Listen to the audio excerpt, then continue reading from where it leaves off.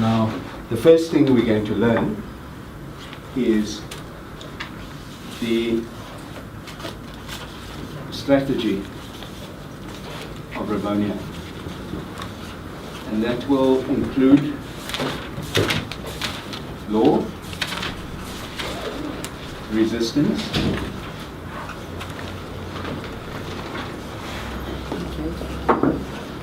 and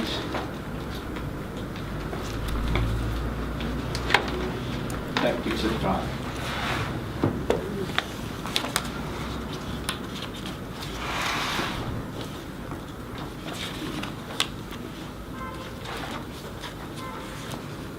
Tactics in trial.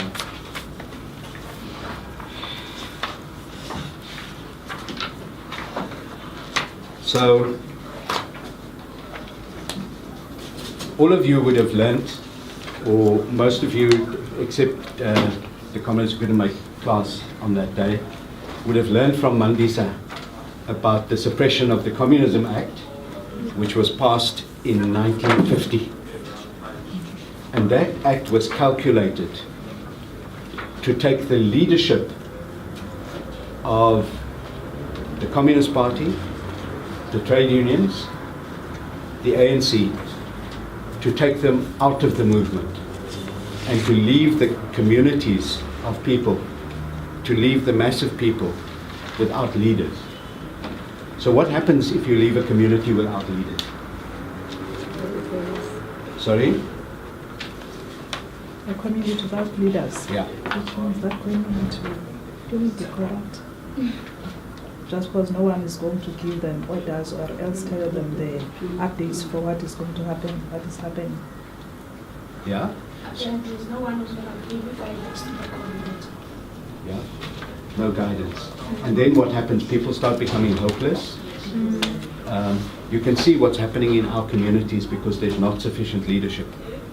People will just go throw stones and burn things when they're angry. Yeah. And then the massive people, because that would be a minority of people, the massive people will become hopeless. They won't have hope. So the aim was, with that law, to take the leadership out of the movement. And as a consequence, you'll remember in 1955, we had the treason trial as well, which took the movement's leaders out of the movement for more than a year.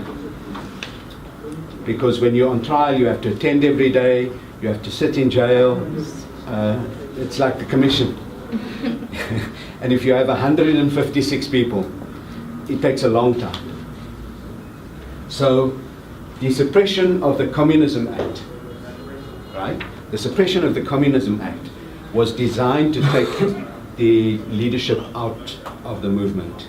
And when it introduced when they introduced the 90-day clause, so that did two things to take leaders away. Do any of you remember what it did to take leaders away? It could put people in jail for up to 90 days and renew it for another 90 days and so on. But it could also ban people, right? So it banned Solly Sachs, who was a great trade union leader, a really great trade union leader. He was the first person banned. And he was banned because he organized people like my mother who were clothing workers and kept them in a union, that had white working class women, white women who were working as clothing workers, together with African and colored and Indian workers, kept them in a union that was working together. And the National Party didn't want that.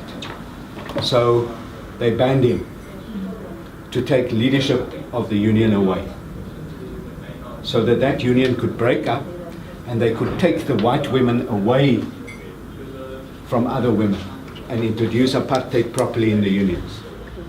They wanted to take leaders away, and that's also what happened to Sobukwe. They wanted to take him away as a leader. They wanted to take him away. So it wasn't only him that they took. They banned people.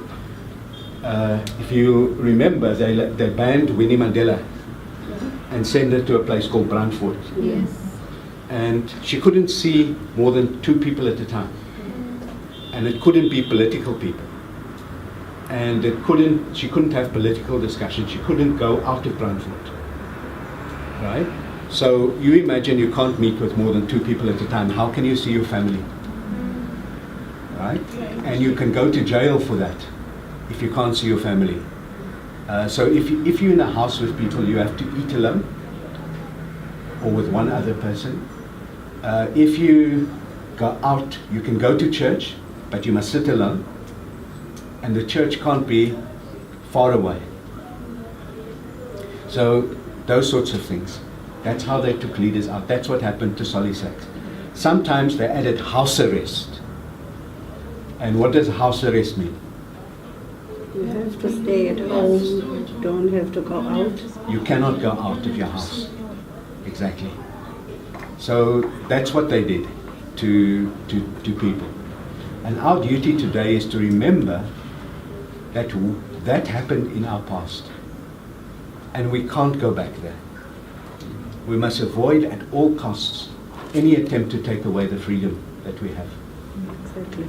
And that freedom is now being taken away in places like England, in places like America, where the laws that we had in the 1950s, 1960s, 1970s, and 1980s, those laws are being introduced, have been introduced in those countries, where they can house arrest someone, where they can keep someone in jail for a long time without contact.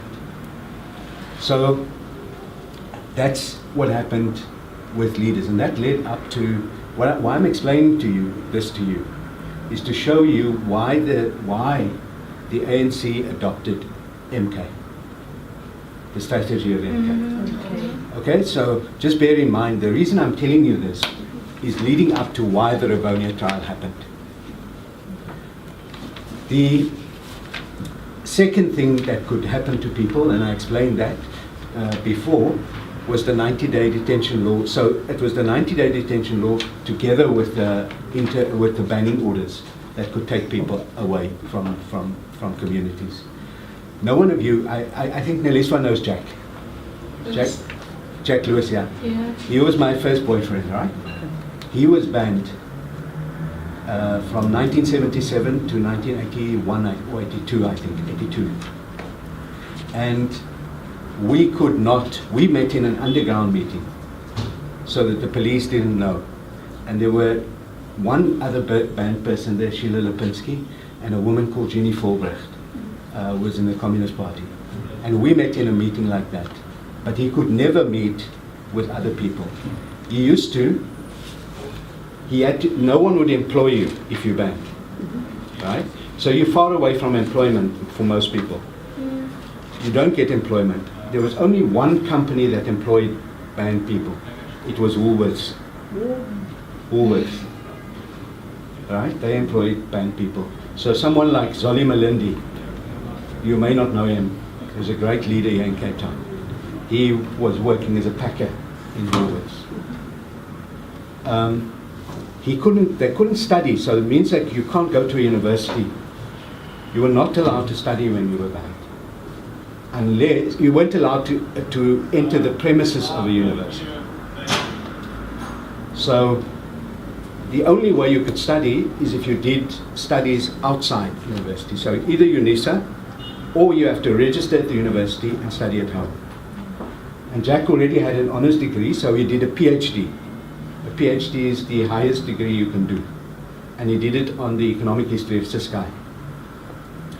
And he could go work in the library by himself, but he couldn't attend group discussions. So that is how people who were banned suffered. But he didn't suffer as much as, say, someone like Winnie Mandela suffered, or Zolly Malindi suffered, you know? Because he had parents who were both employed, and they could support him when he didn't have income, right? Zolly Malindi was already far advanced in years, and he had their family to support. So you can imagine how a working class person who is banned had to face the community or themselves, how they had to live. So those were the two laws. Now, in Mandela's speech, you will find him mentioning those laws. So the Suppression of the Communism Act, and then the Sabotage Act. Those were the two laws that are important to remember for this class. You've obviously learnt a little bit about the Bantu Education, the Education Acts, the past laws and all the other laws, Group Areas Act and so on. But that's not the focus today.